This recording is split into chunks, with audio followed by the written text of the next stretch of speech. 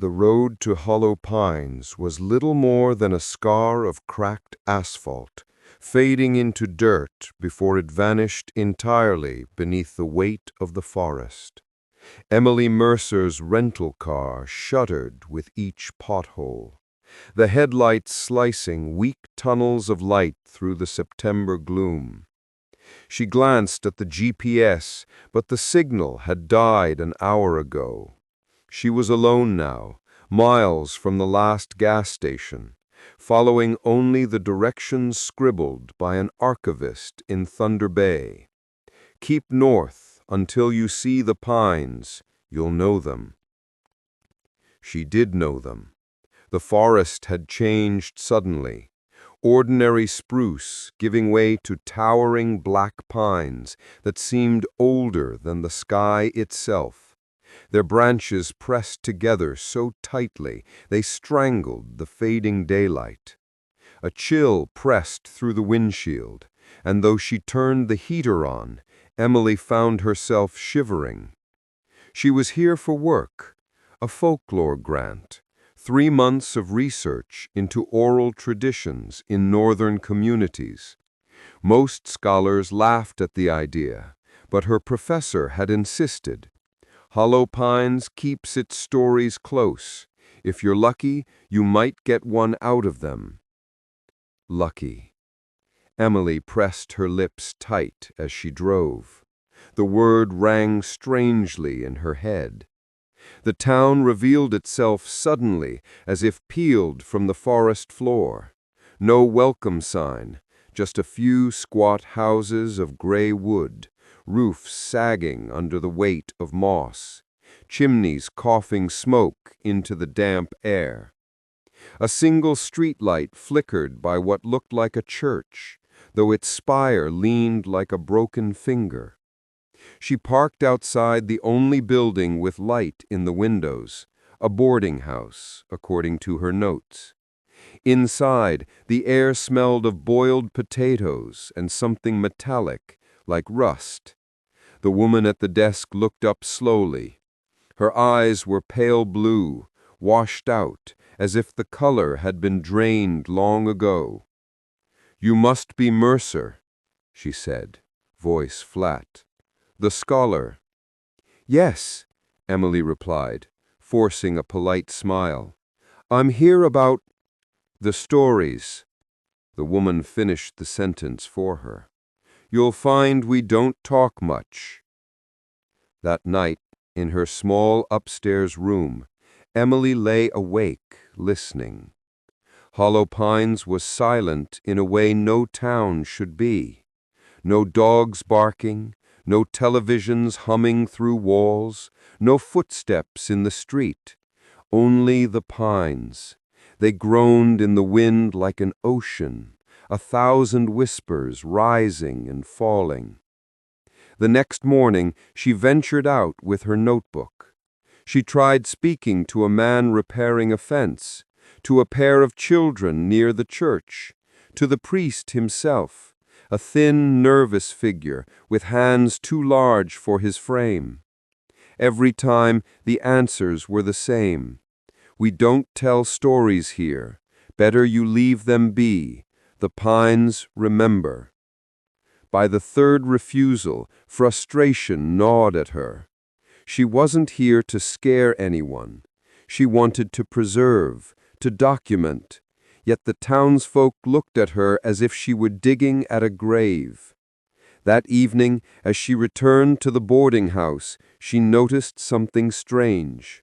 On the trunk of a pine beside the path, someone had carved a symbol, a circle broken at the top, with lines like roots spreading downward. Fresh cuts. The sap bled slowly, dark as tar. She reached out, brushing it with her fingers, and froze. For just a second, she swore the tree pulsed beneath her touch. It was nearly midnight when she heard the sound, faint knocking against her window pane. She sat up sharply. Her room overlooked the forest edge, where the pines stood like sentries. The knocking came again. She forced herself forward, peering through the glass.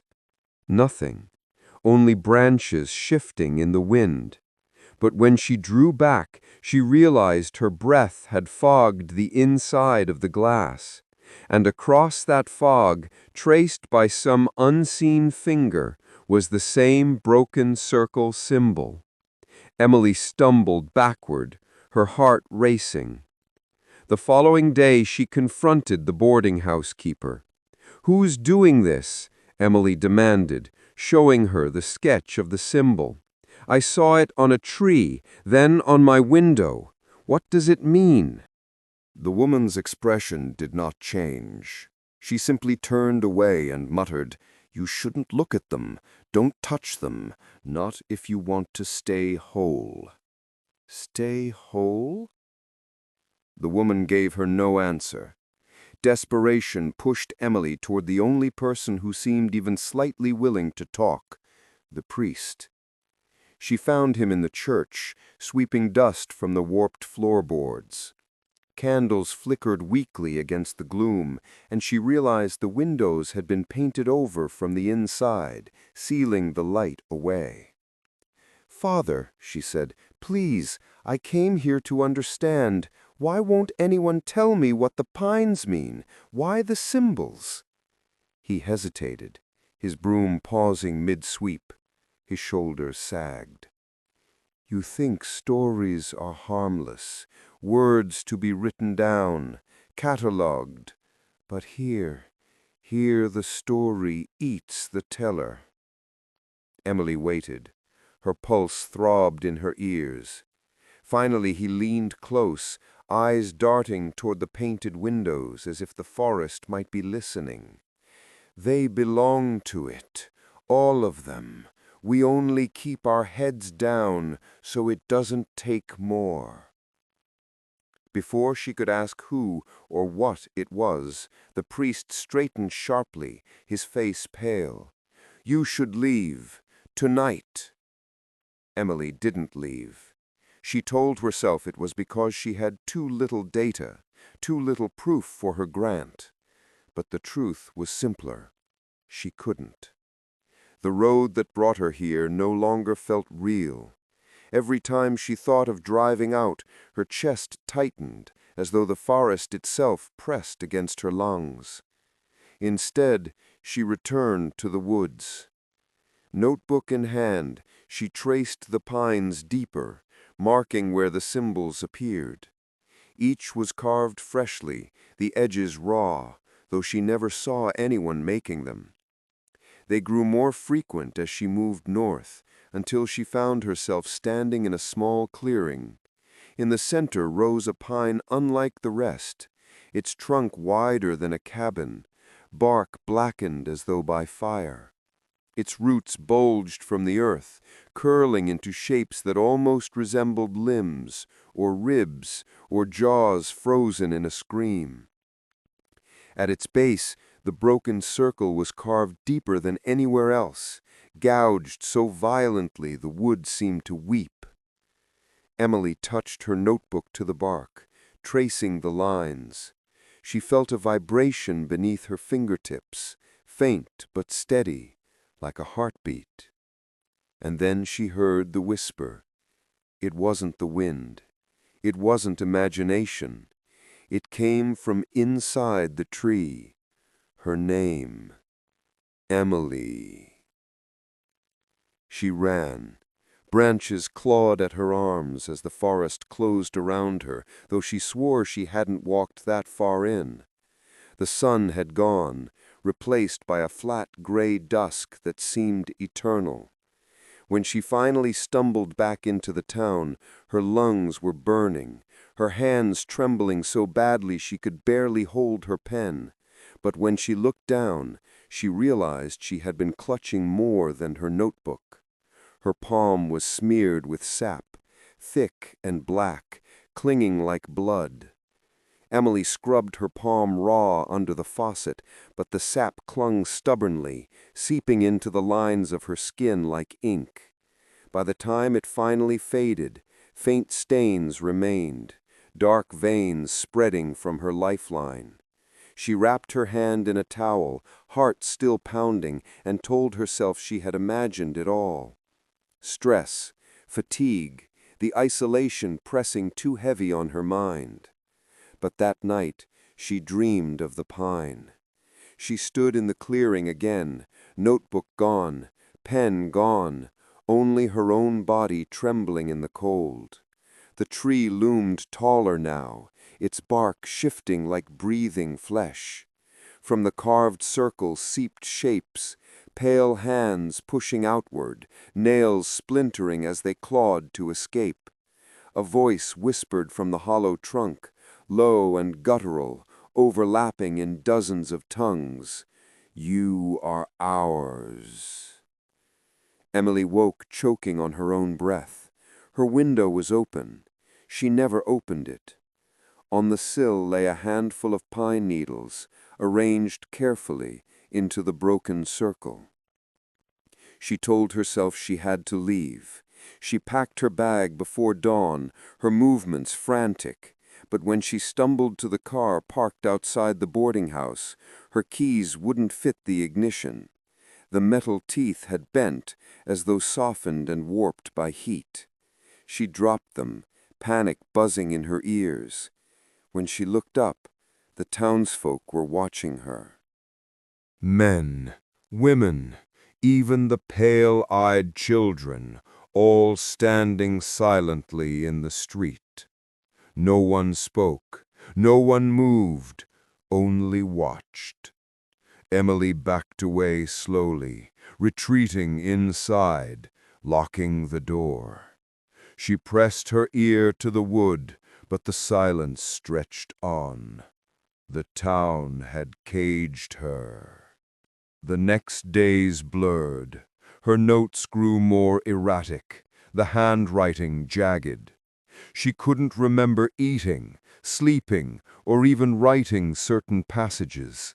And yet, when she opened her notebook, whole pages were filled with symbols she didn't recognize, the broken circle repeating in endless variations, lines branching downward like roots, curling into shapes that almost looked like faces screaming. She didn't remember drawing them, but the ink smelled faintly of sap. On the 5th day, she returned to the church. The priest was gone. His broom lay where it had fallen, the bristles sticky with black resin. The altar candles had all guttered out. Behind the pulpit, carved into the painted-over window, she found words scratched in desperation. "It feeds on memory." Her breath caught. She traced the grooves with shaking fingers. The message ended abruptly, as though the writer had been dragged away mid-sentence. The floorboards behind her creaked. Emily spun around, but the pews were empty. And yet, faintly, she smelled pine needles, wet and sharp, though no one else was there. That night, the dreams returned. This time she wasn't alone in the clearing. The townsfolk stood in a wide circle around the great pine, their faces blank, eyes white and sightless. They chanted in whispers, words slipping between languages, threads of French, Cree, English, and older syllables she couldn't place. The tree split open, its trunk hollow and pulsing like a wound. From within, a figure crawled forth, tall, thin, its body a lattice of bark and bone, its head twisted with antlers that bled sap. It leaned close to her. Its breath smelled of rot and resin. "Stay," it murmured. "Stay and root. Stay and feed." Emily screamed herself awake, clawing at her sheets. Her hand was sticky. In the dark, she couldn't see. But when the dawn came, she found her palm coated in dried resin again. The lines of the broken circle burned faintly into her skin. By the 6th day, she stopped asking questions. No one in Hollow Pines would answer. They avoided her gaze, shuffled indoors when she passed, as though she were already marked. And maybe she was, because she began to hear the whispers even when she was awake. Walking down the single street, she felt them behind every door, every shuttered window. Voices reciting her name. Sometimes they weren't whispers at all. Sometimes they were footsteps trailing just behind her, branches snapping in rhythm with her own. But when she turned, the street was empty. At dusk, she caught sight of herself in a cracked shop window. For a heartbeat, she didn't recognize the reflection. Her skin was pale, eyes shadowed, hair tangled like black moss. And her mouth was moving, shaping words she wasn't speaking. Root, root, root. That evening, she forced herself back into the forest. If she was losing her mind, she needed proof, something real. She followed the path north, the symbols guiding her like markers, until she reached the clearing once again. The pine loomed darker now. Its bark oozed with resin that glistened in the dying light, dripping like tar. Around its base lay scraps of cloth, bones snapped and gnawed, pieces of things that might once have been human. Emily lifted her camera, hands trembling. She needed evidence. She snapped photo after photo, flash burning against the dark. And then, on the final flash, she saw something standing at the base of the tree. Not the bark figure from her dream, something smaller, a child. Its face was pale, lips blackened with resin, eyes wide and glassy. It raised one hand, and Emily's stomach lurched, because its palm bore the same burned symbol as hers. She ran, stumbling half-blind through the brush until her legs gave out. When she collapsed, she realized she wasn't far from the boarding house. But when she glanced back at the forest, the child was there, standing at the edge of the pines, watching, and it smiled. Sleep came unwillingly that night.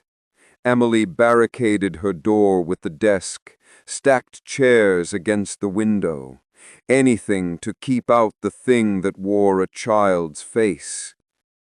But she woke to find her desk pushed aside, the window wide open. On her pillow lay a scrap of paper, its edges damp with resin. In the same handwriting as her own notes, though she hadn't written it, were the words, "You can't leave. You're already planted." By now, the town avoided her entirely. When she tried to confront them, they turned their faces away, some weeping silently, others pressing their palms to their mouths as if to keep words from spilling out. But one old man, his back bent, his voice trembling, finally whispered as she passed him in the street, "It always takes the outsider first. Always." Emily grabbed his arm, desperation burning in her throat. "What is it? Tell me!" He shook his head violently, eyes shining with tears. "The pines are hollow because they are full. Don't you understand? They're full of us." That night, Emily dreamed not of the clearing, but of her own room. She lay in her bed as roots crawled up from beneath the floorboards, twisting around her ankles, her wrists, her throat. They pulled her down, deeper, splinters digging through flesh, until the wooden planks opened like soil. And beneath, she saw the forest spreading forever, black roots threading through bone and skull, through hollow chests, through eyes that stared without lids. She was among them. She was part of them. The roots pierced her heart. She woke screaming, and this time the sap on her skin wasn't from a dream. Emily stopped trying to wash the resin from her body. It clung like oil, sinking deeper each time, until she wondered if her veins themselves ran black beneath her skin. She wore gloves now, but even through the fabric, she felt the stickiness, the slow pulse that didn't belong to her. The forest was inside her. She should have been terrified, but sometimes when the whispers rose at night, she found herself listening instead of blocking them out. They spoke in fragments, names, places, pleas, a woman begging for her child, a man choking on his last prayer, a chorus of voices merging until the words lost shape, melting into the rustle of pine needles. And sometimes, she thought she heard her mother's voice among them. That was the night she stopped sleeping altogether. On the 7th day, she discovered the boarding house keeper had vanished. No note, no signs of departure. Emily searched her office, her room, the kitchen. Nothing. But on the basement door hung a new symbol, carved deep into the wood. The broken circle. Her hand shook as she touched the knob. The door creaked open in blackness that smelled of resin and rot. A single candle guttered below, half drowned in wax. Emily descended, step by step, her breath loud in the silence. At the bottom, the basement stretched low and damp. The walls wept moisture, and in the far corner she found it. The boarding house keeper's body, seated upright against the stone, mouth stretched wide. Her chest was hollow, her ribs pried apart as if something had grown through them. Black roots jutted from her eyes, her mouth, her hands. Her torso was empty. Emily clapped a hand over her mouth, choking back bile. She stumbled backwards, knocking the candle over. Darkness rushed in, heavy and alive, and in that darkness she heard movement, roots slithering against stone. She fled, slamming the door, her own scream stuck in her throat. By now she understood. The town wasn't just silent because of fear. They were feeding it. Sacrifices, or worse. And she was next. She tried running again. She found an old bicycle abandoned near the church and pedaled furiously down the broken road, ignoring the burn in her legs, the rasp of breath tearing at her throat. The town fell behind her, swallowed by the trees. For hours she pushed forward, north, south. She wasn't even sure anymore. But when she finally broke through the forest, her relief curdled into horror. Hollow pines lay before her again. The same gray houses, the same leaning church, the same broken streetlight flickering against the dusk. She had never left. That night, she wrote in her notebook without stopping, frantic, as though writing were the only thing keeping her sane. But when she looked down, the words weren't hers. They were symbols, dozens, hundreds, pages of them, filling every inch of space. The ink was sticky, shining in the candlelight. Her pen had snapped. She wasn't writing with ink anymore. It was resin. On the 8th day, she awoke to find the townsfolk waiting outside the boarding house, dozens of them, silent, staring. One stepped forward, the old man who had warned her. His face was blank now, his eyes pale as stone. He raised his hand and pointed toward the forest. "The hollow calls," he said. His voice was not his own. It was dozens layered together, the same guttural cadence she had heard in her dreams.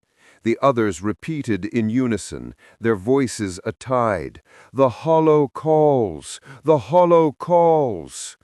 Emily stumbled back, slamming the door.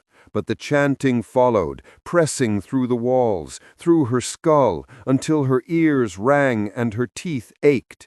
When she screamed for them to stop, She realized her own voice joined theirs. She was chanting too. She couldn't tell anymore if it was day or night when she entered the forest again. The pines had grown thicker, their trunks closing like prison bars. Every breath tasted of resin. Her body moved without her will, her steps dragging her toward the clearing, where the great pine pulsed with its hollow wound. The child stood waiting. Its smile had widened, resin dripping from its lips. "You're ready," it whispered. Emily shook her head violently, clawing at her ears. "No, I won't!" The child tilted its head. "It's not a choice." Behind it the tree shuddered. The hollow widened, splitting further, and from within poured arms, hands, faces, dozens of them pressing outward, mouths opening in soundless screams. Among them, Emily saw the boarding-house keeper, the priest, the old man, and her mother. Her mother's eyes stared through resin, lips moving with the rest. "Stay," they begged. "Stay and root." Emily dropped to her knees, sobbing. She clawed at her arm, desperate to tear the mark from her skin, but the burned symbol glowed faintly, pulsing like a second heartbeat. Roots bulged beneath her veins, moving, growing. The child stepped closer. Its small hand touched hers, and she felt the sap within her own blood answering, surging upward like a tide. She screamed. The forest screamed with her.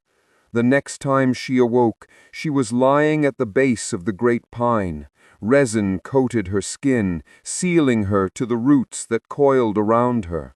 Her notebook lay open on her chest, pages fluttering in the wind. She couldn't move. Her thoughts were not her own anymore. Voices layered inside her mind, pulling her apart, stitching her into their endless chorus. She felt her body sinking, dissolving into the roots. And then she understood the truth. The hollow pines were not trees at all. They were bodies. Thousands, buried and bound, their flesh hollowed, their bones stretched, their roots entwined until the forest itself was a single endless corpse, and she was becoming part of it. She tried to fight. She tried to scream her own name, to remember who she was, but memory slipped away like sand. Her parents' faces faded. Her childhood bedroom dissolved. The taste of coffee, the sound of her professor's voice, gone. In their place came the sap, thick and sweet, flooding her mouth, her lungs. Her last breath filled with the sap of 1,000 stolen lives. When her body stilled, the roots tightened, dragging her deeper until only her open notebook remained on the forest floor. The final page fluttered blank, and then slowly the broken circle carved itself across it, resin bleeding through the paper. The forest was no longer silent. From the moment Emily dissolved into its roots, the pines stirred with a restless hunger. Branches shivered though no wind blew. Resin dripped in thick ropes from the bark, and whispers spilled from every hollow. Her consciousness stretched across them, her voice braided with thousands of others, each one trapped, each one begging or chanting or lost. But even as she dissolved, a fragment of her clung to thought. She saw through the eyes of the town. The townsfolk moved mechanically, as if their bones were strings pulled by unseen hands. They carried offerings, meat, wood, trinkets into the forest and laid them at the feet of the great pine. None of them dared look at it directly. Their faces were drained, eyes empty, yet beneath that blankness lay a terrible acceptance. They had lived like this for generations, feeding the hollow, pretending survival was enough. Emily wanted to scream at them, to warn them that they were already gone, that they were nothing more than roots disguised as people. But her scream joined the forest's chorus instead, a hollow wail slipping through the canopy. Time dissolved. Days, nights, seasons, none mattered anymore. Her body was gone, but her mind floated inside the resin. Sometimes she thought she was dreaming, but the dreams bled into reality. She wandered through memories that weren't hers. A hunter dragged into the pines a century ago. A child lost in the snow. A woman who hanged herself in the church rafters only to awake among the roots. They were all here. No one escaped. And yet, new voices still came. One night, or what she thought was night, Emily felt a pull stronger than the others. A car had entered the forest. Its headlights cut pale wounds into the trees. A young couple stepped out, arguing softly about directions, their laughter brittle in the cold air. Emily felt hunger twist through the pines. The hollow stirred. Roots slid beneath the soil, guiding the couple's steps toward the clearing. She tried to fight it. She tried to whisper a warning into their ears, to push her voice above the others. For a moment, the woman hesitated, glancing into the shadows with unease. "Did you hear that?" she asked. Her partner shook his head, impatient. "It's just the wind." "No!" Emily screamed. "Not the wind! Run!" But the hollow drowned her out. The couple walked hand in hand toward the great pine.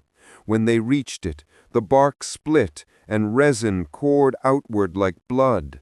The woman screamed. The man tried to drag her away, but roots snared their ankles. Their bodies convulsed, dragged into the hollow, swallowed whole. Moments later, their voices joined the chorus. Emily wept, or thought she did. Years or hours later, she realized the town itself had grown smaller. Houses stood empty, windows black. Some families had been swallowed entirely. Others had fled, but no matter how far they traveled, the forest followed. Hollow pines always returned, pulling them back, dragging them beneath its branches. There was no escape, not for anyone. Emily drifted deeper into despair. Her identity unraveled piece by piece, her name dissolving like ink in water. She was no longer Emily Mercer, researcher, daughter, scholar. She was resin. She was root. She was hunger. And still, she clung to a fragment. One day, a stranger arrived with a notebook, a journalist this time, not a scholar. He knocked on doors, asked questions, and was met with the same silence Emily had known. She watched him from within the pines, watched as he scribbled notes, took photographs, pushed further into the woods. She wanted to warn him. She wanted to scream that she had once been him.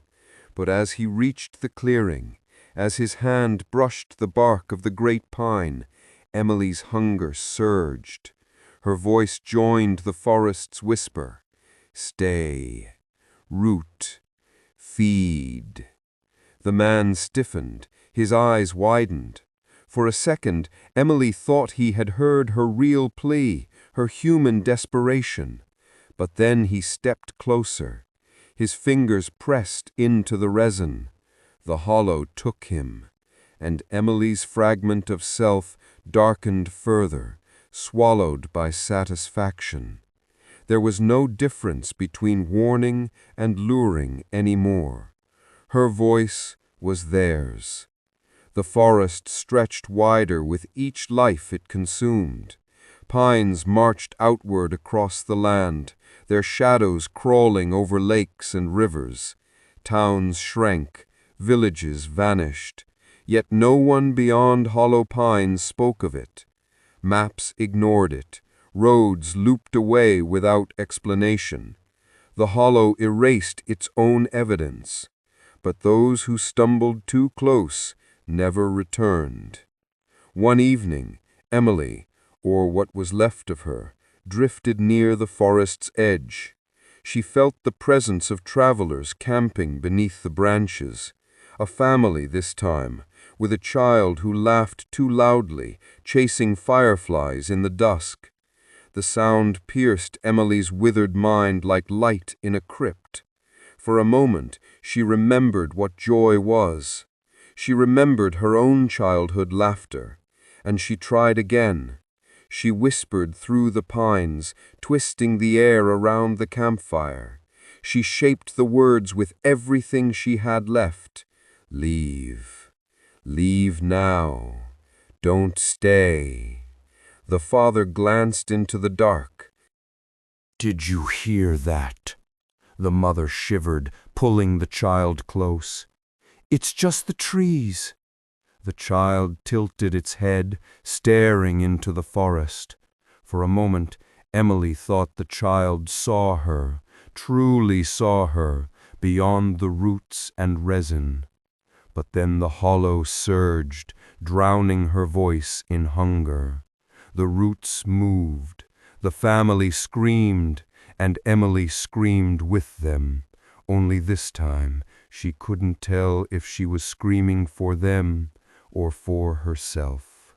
The hollow pines still stand in northern Canada, their shadows thick as iron, their branches pressing the sky down.